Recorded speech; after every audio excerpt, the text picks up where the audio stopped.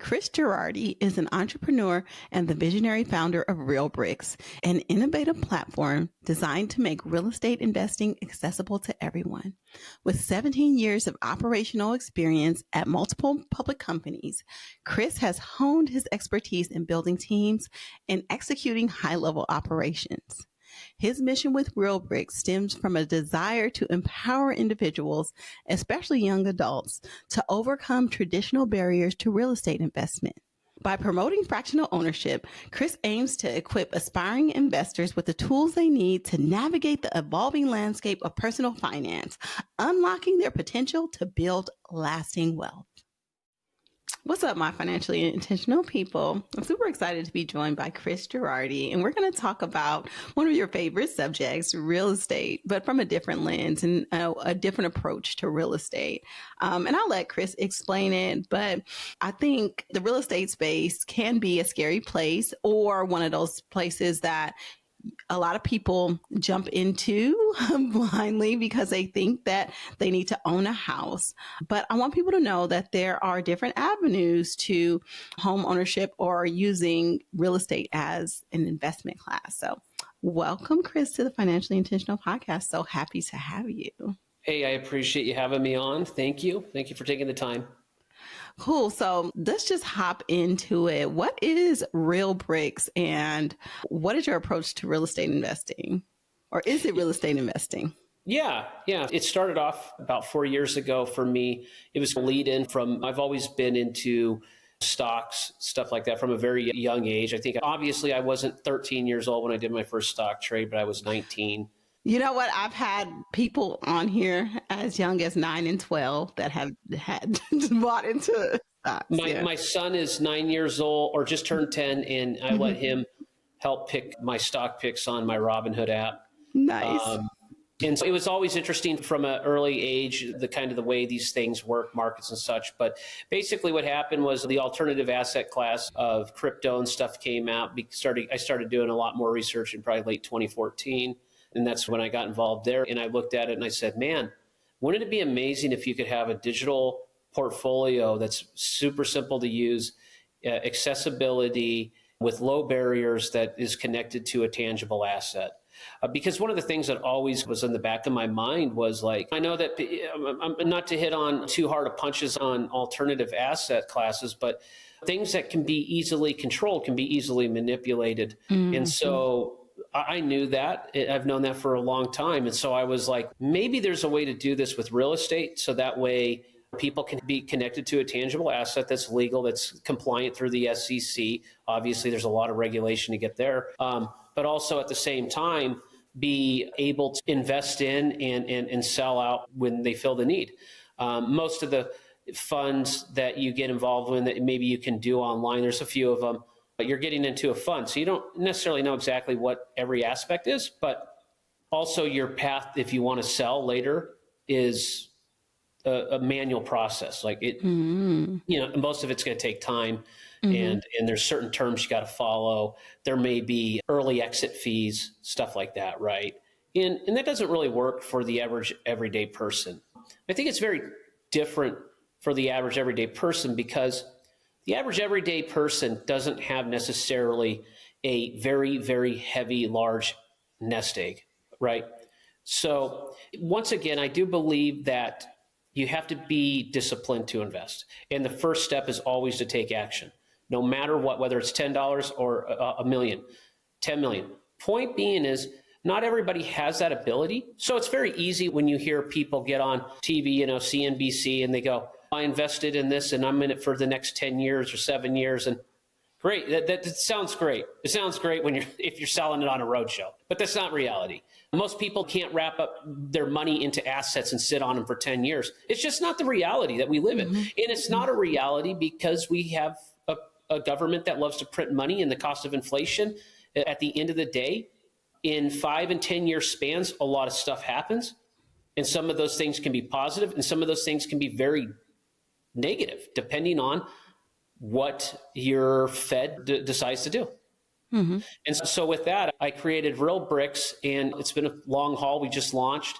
It's take a lot of time to get through regulation. It took an immense amount of time to create the platform and the tech to where it's compliant and follows the protocols that are needed. And also with that, it has a secondary trading or system in it. So that way people can sell their assets to one another in a marketplace, which has not been done before as far as the real estate piece goes like this.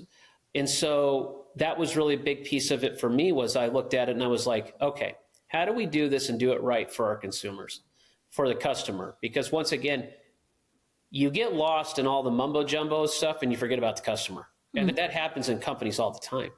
And if you can remember the customer, then you'll probably do well. So I was like, okay, we need to have an easy enter, right? Swipe, you pick your asset. Single family homes to start with, they're simpler to understand. We got to get mass adoption. We need people to understand. And so there's a pathway to that understanding. That pathway is not some super complex asset that they can't figure out, right? It needs to be very simple. Homes that they see in the neighborhoods that they live in. Okay, I see this home, I pick it, I look at the APY or the return, the estimated return, and I swipe up and I'm an investor. Literally that simple. It literally takes that long. And then when it's fully funded, so when it meets the minimum threshold of funding, then it will be placed on the marketplace and then people can sell and transact with it. Maybe they hold on to it for 3 years, maybe they sell it. But with that said, as long as they hold on to it, they're going to get a percentage of the net revenues from the renters back. Okay, so to break that down into a little bit more simple terms. So say there's a house on my block for sale. As a matter of fact, the house across the street just sold. So we would go into it. Me, Chris, a couple other people will go into buying the property together. And then we would rent out the property and share in the returns from the rental. And then maybe later on down the line, be able to sell the property for a profit. Yeah, but it would be you and maybe 1,000 other people. Okay.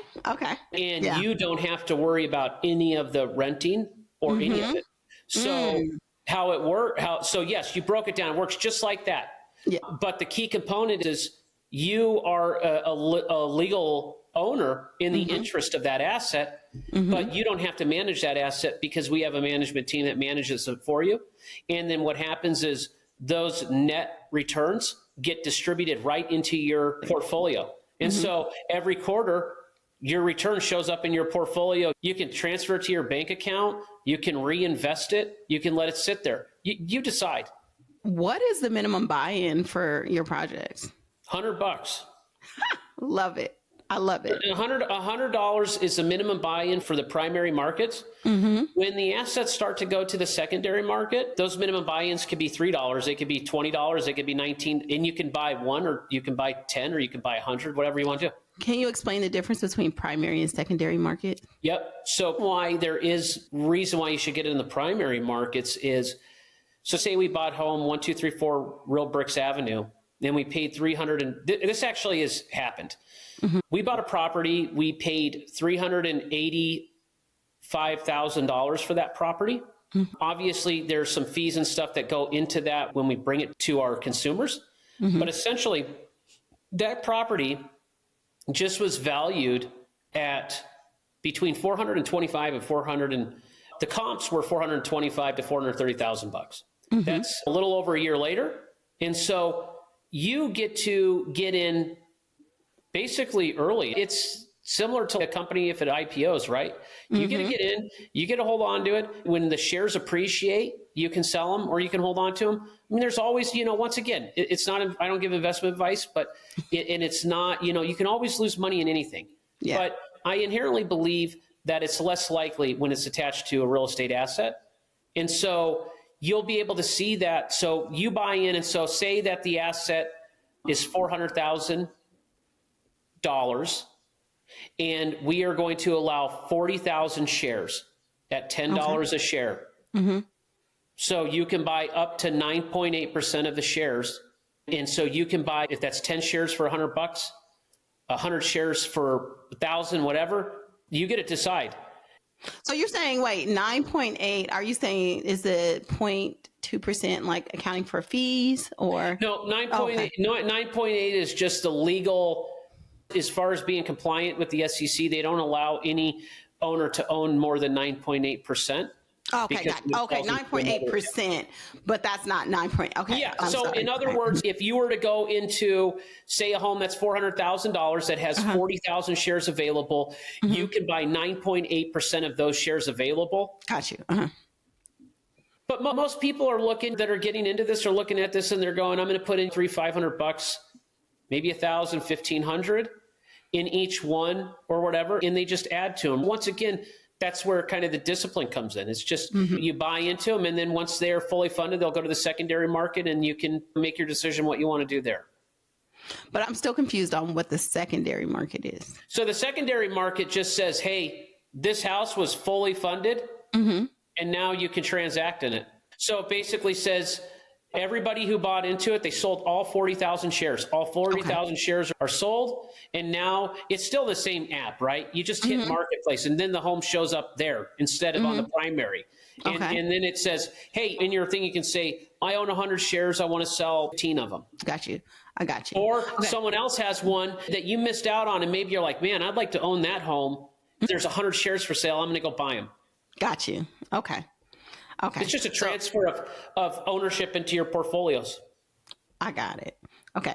That makes a lot of sense. Thank you for clarifying, because I wish, once again, it all comes down to, the adoption happens as people become more, they understand it more. And the complexity of the stock market is just that, right? You can buy, sell, you can do all these different things. These are complex. That's why a lot of people don't do it. But with Realbricks, it's very simple. You buy in, and when all the shares are gone, now you have the ability to do what you want. Why would this be an attractive investment for your everyday nurse like me? Because I think really what people have to realize is, look, you make an income, you have a lot of things against you, right? Number one, most people are on like a salary or hourly. They're stuck at just a threshold. You can basically determine your trajectory of income, right? But what you cannot predict is the trajectory of inflation. You can put predictions out there, but we don't know for sure where that all goes. So I always tell people, I'm like, it's like an escalator. If you want to go to the next level, you've got to get on the escalator. And how do you get on the escalator? You have to be disciplined to some degree, but you put some money into an asset. Not everybody has 40 or 50 or 60,000 extra dollars as a down payment for a rental. And then you go and get the rental, and then you got to fix everything that needs fixed. And then you've got to rent it out. And then what if somebody like misses a payment or what these things? Then you have to hire an attorney. You have to hire an attorney. And then you have to go through that.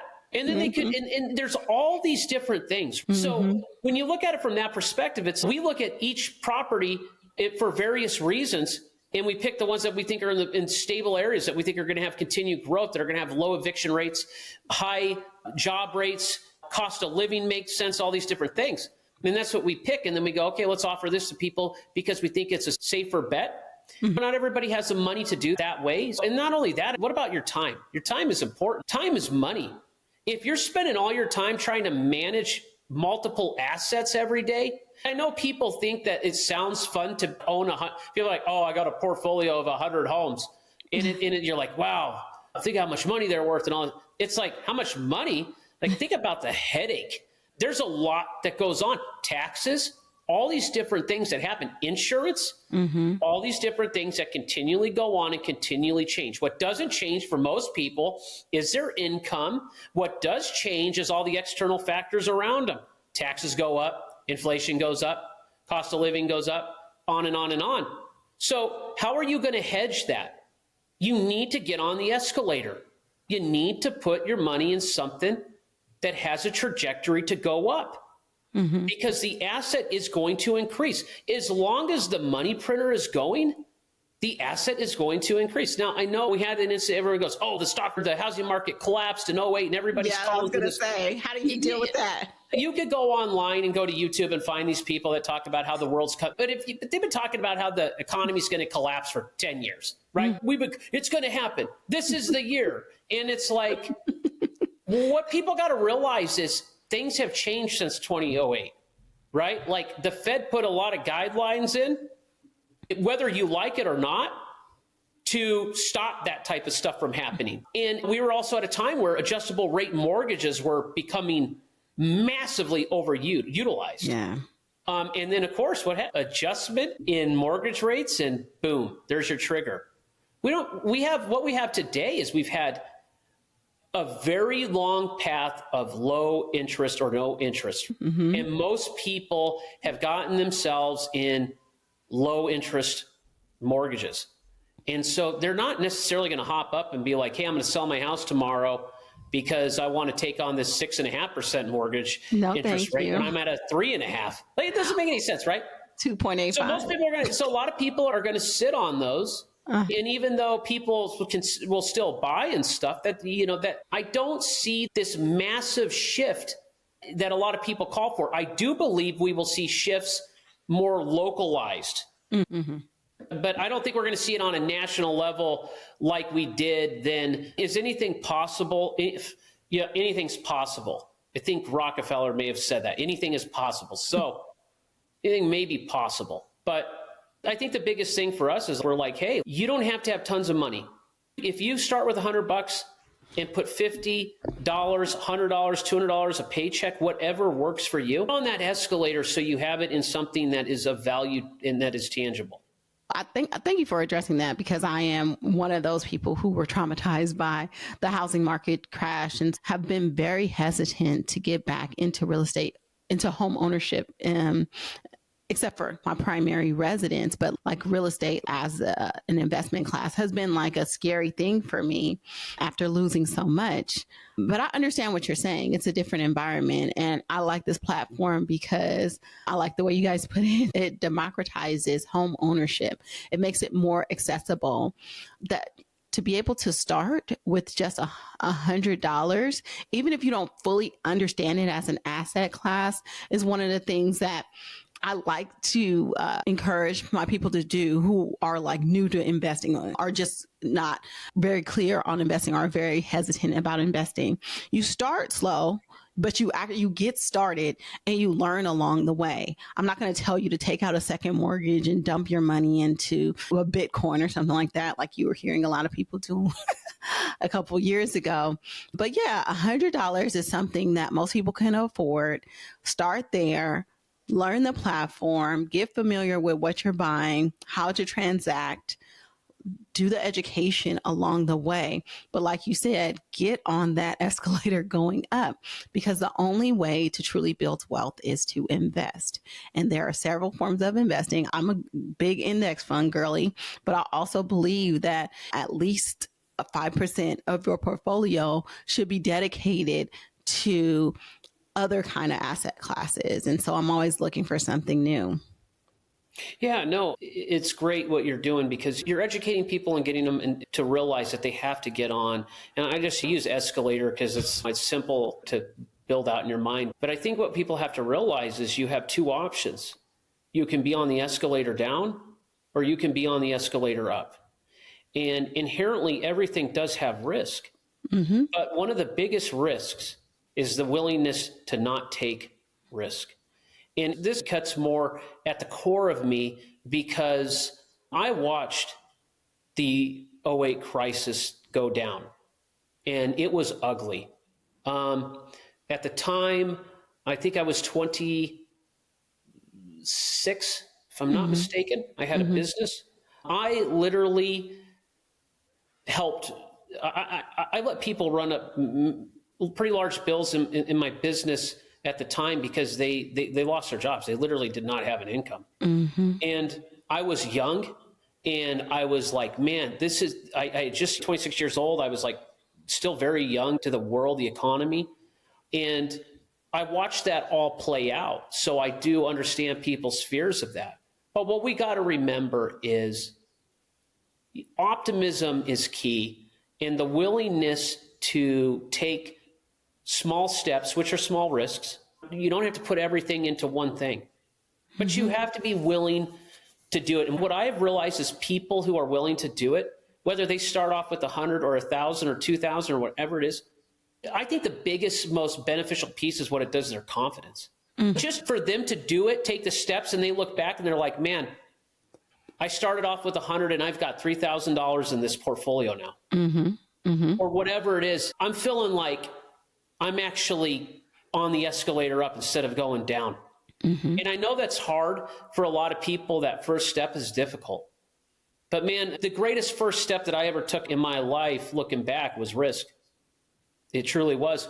And when I started taking risk, I was younger. I guess maybe I'm more risk adverse than many, but that's okay. But not everything that I've done has panned out perfectly. But you've got to be willing to try. And sometimes what you'll realize is in trying, you will learn so much. And you probably know this, right? Definitely. Starting this podcast was a risk. Yeah, I remember like delaying so long because I thought I needed to know like all of these things. And if it wasn't for a really good friend saying, just do it, I'll be your first guest, we'll figure it out along the way. And I just stumbled through it. And now it's just push a button. It's easy. Have all these things in place, automated, boom, it's done. But it's that, like I said, that taking that first step to actually commit to doing it and just getting it done and learning along the way. Yes, you're going to make mistakes inevitably, right? But you learn in the process. And that's what I just tell people, that's my biggest like lesson for people, or the biggest thing I tell people is just take that first step. Yeah, I've learned a lot just in creating this platform in general, learned a lot, but the lessons have been crazy exponential. The things that I've learned that I never would have thought I could have learned, the world I've been exposed to, I never could have imagined. So super grateful for just putting myself out there. But yeah, people live in fear and they don't, but I just choose to do things scared. I think that's the way to growth and optimism, is through the fearful challenges that lay ahead. But once again, I've had 3 businesses. And when I decided to do this one, it was very much like, how can I impact on a greater scale and help others? It's easy to do things for dollars. It's harder to do them. I guess it's easy to do things for dollars, and if you're passionate, the dollars will come. But the idea is that you're willing to create things that benefit a larger group of people. And I think that's really what I've learned through my journey of taking risk. I know that this isn't talking about Realbricks, a platform, but it is a journey, right? It's a journey of risk. It's a journey of trying something new. And that's what Realbricks is offering. It's saying, hey, this is a journey for something new. There's not really any companies that are really doing this to this degree. So this is a journey for us. It's a journey for me. I'm taking immense risk to do this. But that's part of it. Prior, it was like I was looking at all these, involved in all these different asset classes and stuff that I thought were cool and unique and different. But, at the time, I also had a full-fledged apparel business that I started from the ground up, and it was an idea I started that back in 2016. In 2020 hit. And I was already formalizing how I was going to create this idea before that happened. And then 2020 hit, and it was like a trigger event. Everything nosedived. But then after that short nosedive, I manufactured everything in the US. The price for the fabric, the price for the labor, it went so sky high. It was insane. And I said to my wife, I said, Jen, I've got to transition. I've got to transition because now's the time. Now's the time to look at what I was thinking about 7 months ago. And I need to follow, I need to make a move, because I do believe in years ahead, people are going to need this ability to, quote unquote, get on the escalator and start to go up, because I felt at the time things might be going in the reverse. Now, not where we're talking about the cost of living, the homes and all that stuff, but people's quality of life might be going in reverse. Yeah. And I knew it was going to be a very long trajectory to get there. But now it's real. It's holy cow. It's seemed like a blink of an eye. That's the crazy part. You know what I'm talking about. Oh, definitely. You probably look back from when you started and you're like, where did all the time go? Exactly. But that's when you know you're on the escalator up. Yeah, definitely. So, can you explain the difference between Realbricks and, say, for example, a syndication deal? Yeah, so like syndication deals are more like where people come in and they come together on an asset, and I think syndication deals are hard to put together for a lot of people, because everybody, I mean, think about the most basic way is when you do a deal like that, it's like everybody has a different intent. Maybe their intent is to make money, right? We can all agree that their intent is to make money, is to make value, but when they go into it, they all have intents that are not necessarily always shown in the beginning. Mm-hmm.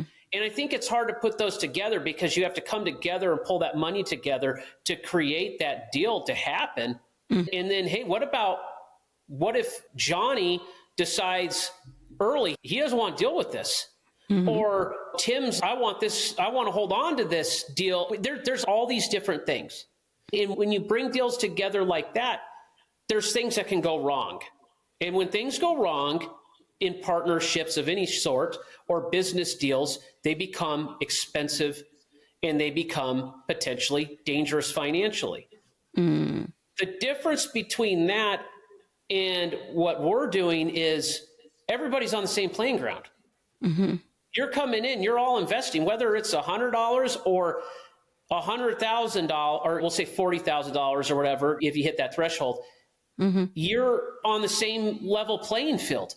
That person who has more shares than you is not making the decision over you. Mm-hmm. The managing partner, which is our company, makes the decision, and that's all disclosed. Hey, we're going to collect this. We're shooting for this trajectory of rent.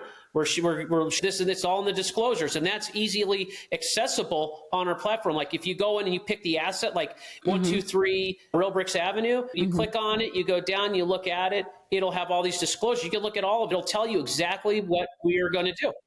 Yeah. I'm like, okay. Yep, it's super simple. Obviously, disclosures, right? There's a lot of stuff in there, but it'll tell you, hey, we're looking to hold on to the home for 5 to 7 years. We may sell it sooner if we feel the market's favorable, something to that degree. And if we do, everybody gets paid based off their ownership. Mm-hmm. But the key piece is you're not going to have you're not going to have these situations where people are battling over the deal, the house, what's going to happen, all these things. It's just the nature of the beast, how it's done.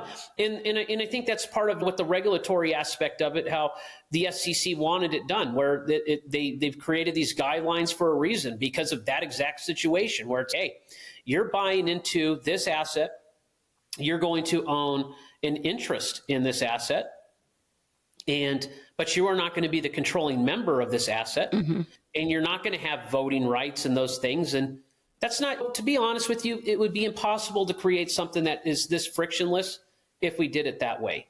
Yeah.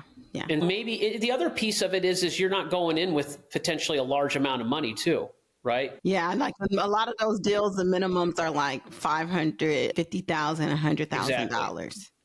Yeah. So I have a very close friend of mine who his wife and him got involved in one of those deals. And it was for nursing home properties. Mm-hmm. And once again, it's not investment advice, it's just reality. They put in a little over $1 million 4 years ago. They are in legal battles up the wazoo right now. And they talked to him about a month ago about, Chris, if we recover $400,000 to $500,000 of our money out of this deal, when everything's done, it will be a miracle. I could have told you that wasn't a good investment, but nobody else. But people do this, right? Because what happens is somebody knows somebody who has some money, who knows somebody, and they're like, hey, you want to get on this? This is the greatest thing that's ever happened. But those deals are so complex, and there's so much more that can go wrong, because it's like with what we do, it's very simple. It's, hey, this is the house. This is it. We're not going to let someone come in and cause a chaos in this deal. We're all going into this deal with the same understanding. That's it. It's very simple. And we can the great thing about it is we can execute on that because we're technically the managing partner. So as a company, so we're like, hey, we know the market's a good time to sell. We're going to sell. But on the other flip side of it, it doesn't really matter because you're going to have the ability to be in the secondary market anyway. So maybe you're like, hey, I want out of this now. Okay, great. You don't need anyone's approval. You just go swipe your phone. Yeah. You know what I mean? It's not like you're going to show up and I need to get my attorney and I need to get my money out and I need to do all these things. It's like you show up and you're like, hey, I own 1,000 shares and I'm selling 500 of them today. Swipe. No, it's not going to come back and say, sorry, you're not allowed to do this. It's like when you do want to sell your shares, you just sell them. You don't have to wait for another person to buy them. You just can go ahead. In the beginning, it'll be a little bit slower and it'll be mostly looking for other buyers. I would tell people once again, right? Look, you don't want to get on the escalator and then just hop off. Like I think it's a wise decision. Once again, I'm not giving advice here, but my thoughts are it's a wise decision to hold for a little while and let it grow. But this is not day trading. This is investing. Yeah, you're not going to see like massive day trading going on with this stuff. But I do believe there's going to be enough demand as we go that people are going to want to buy these, and if someone's offering them, people are going to want to buy them. So I'm looking through a deal right now for a house in Nebraska, Omaha, which I know nothing about. And the offering amount is, I'm just looking through like how the deal is structured. The deal is totally funded by the shares that are sold because you don't take out a mortgage on it. We buy the properties first. So there's no leverage on them, right? We buy them outright cash. But do you wait until it's fully funded to buy it cash? No. Okay. So you already have the money sitting aside.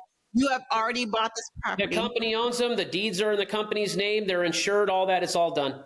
Okay. See, that's great. Because I see the mortgage amount here and the interest rate. The mortgage amount is 0. The interest rate is 0. So why is that there? Because that's just letting there's no leverage. Okay. It's leveraged against anything else. It's not a leveraged property. The reason that's there is because maybe down the road you might look at like a it's tech build out for the future, right? We don't know what will change and won't change. But as of now, no, there's no leverage on any of them. Okay, cool. So here you have the purchase price, which is $360,000. You didn't put any money in improvements. You have the closing costs here, your sourcing fees, and then it shows the total property cost. And then the thing I love to talk about is fees, because like I said, I'm an index fund girly and I always look at low fee investments. But can you break down what these fees represent, your asset under management fees, and then your monthly management fees? And are is that all encompassing of the fees, or is there more? No, that's it. Every fee has to be listed. So our AUM fee is 0.75 of 1%. Okay. I mean, it's very small. And that's just an asset under management fee, right? There's costs involved with these assets, right? Because we have to put our time and effort into making sure that they're taking care of all these different things. But generally speaking, the fees are broken down. It's like we collect, an 8% fee of the rent structure. If we sell the property, we collect that fee. I don't foresee that happening too often because of the marketplace. It would make more sense for us to keep it. And we have that. And then there's a couple things, like there's a holding amount that we have in there. That's just, hey, look, the roof goes. We got to cover the cost of the, deductible for the roof. But, and it breaks down like what we've put in there, which is like insurance has been paid for, stuff like that. And then the property management fee is in there. But part of that is, well, obviously that fee, I think, is 8% total. 8%, but we have to manage the property in every aspect, right? Yeah. It's a lot of effort. I think overall, like when you get down to it, our fees are not really that high because we're basing it more of, okay, we're taking a little bit from the rent and we're taking a little bit from the management of the property. So that way we can maintain and keep the property, because it's of value to the investor that the house stays of value, right? Yeah. And so that's really the way we look at it. I mean, you could look at other assets like funds and stuff, and you get into some of those fees. They take large amounts of profits. There's all these different things. We don't have anything like that in there. It's pretty simple structured, right? We look at it, we make some money off of that stuff. Not a lot. I mean, but stock accounts, like what are they called? I'm drawing like an advisor. Yeah, advisor to charge up to 2% of assets under management, and that's not even like a physical property that they're maintaining. It's basically to pay for their intellectual property or their platform that they're using or whatever to pad their pockets. But so in terms of fees, especially when it comes to a physical like structure, I don't think that it's really a lot. It seems, but if you think about, so we'll take that one of the majority of those properties have gone up between 4.5% and 6.5% since purchase already in appreciation. And then we have the estimated return is 6%. If you do the math, if you combine both of them, you're up over 10%, right?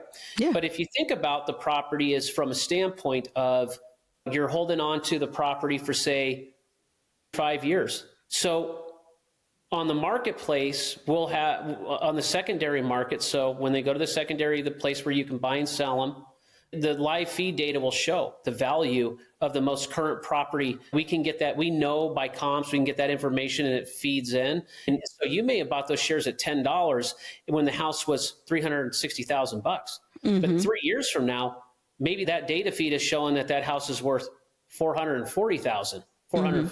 Mm-hmm. It will auto adjust the estimated value per share. So it would make sense. Then it's okay. I can. My shares I paid $10 for, are now worth $18 or $16. I'm just throwing numbers out there per share. So not only were you collecting some of the rent money from it along the way, now you have an opportunity where, regardless if the value of the home went up, the value of the home went up. Mm-hmm. Yeah. That is what's so insanely crazy about this, because that is really the piece that it's like solidifies the value through traditional markets, but in a way that can be utilized digitally and in real time, which is crazy, really. Yeah. And while we're like doing like comparisons, how does this platform differ from like a Fundrise?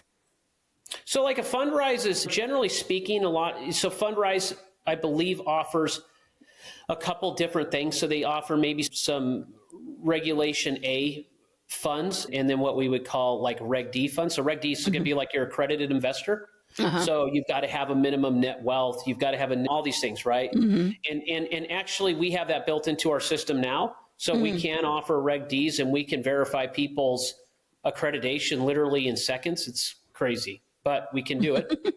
And so we just haven't offered those assets yet. But we've built out the tech to it. Nice. So Fundrise is going to be more like, but you're going to have individual assets when we do that. It's not going to be like, hey, you're putting your money into a fund. We're going to buy gas stations with this fund. Yeah. We have 25 gas stations, and there's just a lot. It's almost like the idea of commingling. You're like commingling a bunch of assets into a bowl. Right? And some assets are doing well in that bowl, some aren't. You don't know for sure exactly which one's a problem, which one's a good one, which one's this. And you don't get to individually pick. And I think that's the thing. Like, people, when we created this, we were like, okay, we don't only want to offer them value set, because you have to create a value set for people to want it. But we also wanted to create it to where it's visual, usable. And frankly, maybe you're like bored at home, and instead of surfing like Facebook, you're like, oh, I'm going to check out these properties and then swipe up. I mean, you literally swipe. It's done. I'm an investor. I'm done. Shows up in your portfolio, all of it. It's wild, the technology that we've created to do this. Does your management is it just one singular management company that manages all the properties? No, these first ones we've tied in with the management company locally. And the reason we've done that is so we pay them a percent, right? Out of that management fee, really what we end up paying most management companies is probably going to be in the realm of 5 to 6%, right? So we might take 2%. At the end of the day, we do it that way is we pick what we think is the most preferred management team to deal with it, because we want to make sure that, number one, the rentals are taken care of. We get the right renters, all these different things, right? Because that stuff is important. We have to preserve the value of the property. Yeah, that's a key fundamental piece. So we have that, but whoever's managing it is in contact with one of our team members monthly. We know what's going on with them. We know, and then that's connected to the rental fees. We know by looking in in the back end if rents are on time. We know all of that stuff. So, do you have any rules when it comes to acquiring a property? Does it have to meet like the 2% rule? You know what I'm saying? I think that the biggest key is, so we have a team of real estate experts that there's like, if you look on our team page, these are people that have been in this stuff for so long. And really, I give it to them where it's, hey, they go and find more or less markets that they see are going to have value in the future, right? That doesn't necessarily mean like a market. Maybe there's markets out there that have skyrocketed, right? They've just gone through the roof. And once again, it's the elevator ride up is great, Unless maybe the elevator ride goes haywire, then things fly. And when they go up real fast, they can have a tendency to come down super fast as well. But so they're already looking at the different areas that we're going to be moving into currently. And so we'll have that stuff, like we send out a blog, we send out emails, we keep people informed. And as we go down that road, obviously we just launched a couple months ago. This has been a long road to get launched. Yeah. We will be giving people a lot more insight in those areas and what areas those are going to be, but it'll be national. They'll be all over. And I think that's what people ultimately are going to want in the long term. So for a regular person, labor and delivery nurse like me that wants to get invested, what would that look like? I download the Realbricks app, and then what do I do? Download the Realbricks app. Just have your ID, because once again, we're, just like a bank, we're regulated. Okay, but that's a good thing for the users because we're audited, right? That's important. So you download the app, you put your information in, you upload your ID. It literally, I'm not exaggerating, is less than 5-minute process. Pick a property, swipe up. You connect your bank account through Plaid. Everyone knows how to use Plaid Bank Connect. And you can literally invest right then and there within 5 minutes, and it'll show in your portfolio. It'll show everything. It'll keep track of everything, and your dividends will go in, and you'll just get a notice, hey, you got a dividend, and it'll be there. Can you automate funding to this account? Can you automate your investments into this account yet? So we are working on that currently. Okay. I'm glad you brought that up because a lot of people are like, I want to put in every 2 weeks. Yeah. We are working on that. And I think we'll have that fully complete and operational Q2 2025. Okay. Yep. Yeah, because like you said, a lot of people think like their paychecks. I want to just make sure I put $100 every 2 weeks into this so that I have money available for whatever projects I want to buy. Right now, it's just currently you just spend money out of your bank account. There's no holding fund in there. No. Okay. No. But where do the dividends go? Right into your portfolio. Okay. And then you can transfer them to your bank account the same way that you hold money into your portfolio You can leave it all in there, and you can use that to invest into other properties if you want to. So you can put money directly. So you put the money into your portfolio. You could put $1,000 in it today and be like, okay, I'm going to buy $400 today and wait a little. Yeah, absolutely. And if you don't want to do that, you can link your bank account, just do it directly. I want to buy this. It'll ask you how much, $500, swipe, done. It pulls it directly out of your bank. Nice. Yep. But if I say, okay, yeah, I want to look around, I'm going to drop $1,000 into my portfolio, and then I'll spend that $1,000 across a couple of properties. Yeah, exactly. And I think that's what people should do, really. It's like when you think about it, it's like just you're buying into different properties. They're all going to be a little bit different and spread it out, right? Like, once again, be disciplined, invest, but diversify into different ones.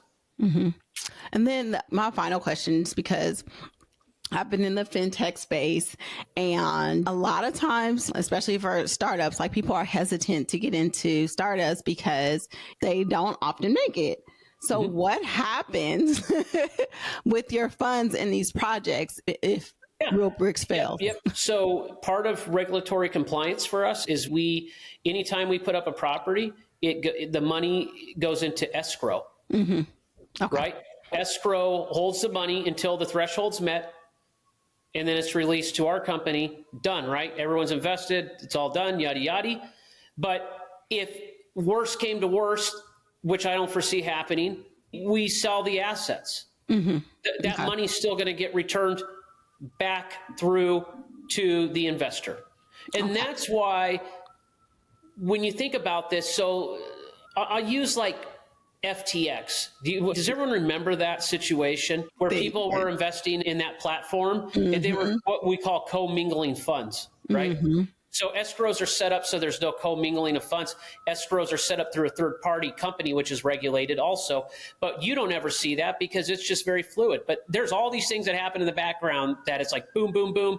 And that is how we stay regulated. But essentially, they were commingling. They were spending money in all these different places. They were borrowing money from here and doing all these things. And at the end of the day, what assets were they investing in that had tangibility? That's the key component. Yeah. It takes a second to create, or if you build a home, that home has tangible value. Mm-hmm. That if everything goes south, that home can still be sold. That ownership is still legally yours as interest. You legally have to be paid out on that interest. That's how it works. At the end of the day, that's why there's all these regulations Yeah. exist, because all these things have happened that unfortunately have created the need for all this regulation. Yeah. Yeah. That's why we have FDIC insurance and all of those kind of things just for the money in our bank accounts. I just wanted to give people a little bit of reassurance because when navigating a different kind of investment, people don't know what protections they have. So I think that's important. Okay. So, Yep. Chris, when people want to learn more about Realbricks and start into their first property, what are the steps that they take again? Download the app or go to realbricks.com, Mm-hmm. set up an account. It takes 5 minutes, and just have the discipline to follow through and do it. And you're going to be amazed. You're going to be like, this is so easy. It's so It's easy. easier than ordering a Frappuccino at Starbucks or some other place. Literally, it is literally that easy. People are going to be amazed at how easy this is to use.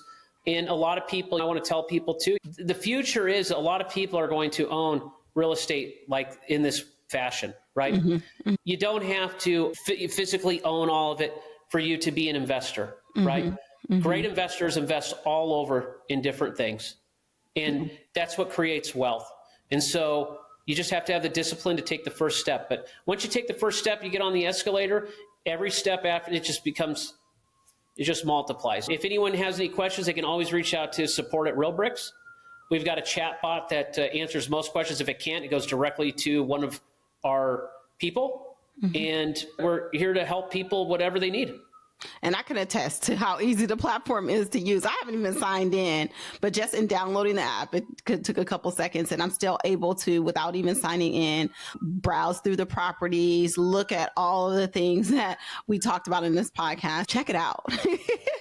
Yeah, no, it takes a couple seconds. Just go check it out. See if it's for you. Ask the questions, learn along the way. Like I said, if you're interested, get started with a couple $100 and just see if it's something that works for you. And like I said, it's about taking those first steps and learning along the way. So I really appreciate what you're doing. I really appreciate you making real estate investing more accessible, because accessibility is everything when it comes to building wealth. Yeah, absolutely. Yeah. Appreciate you having me on. Thank you. Of course, Chris.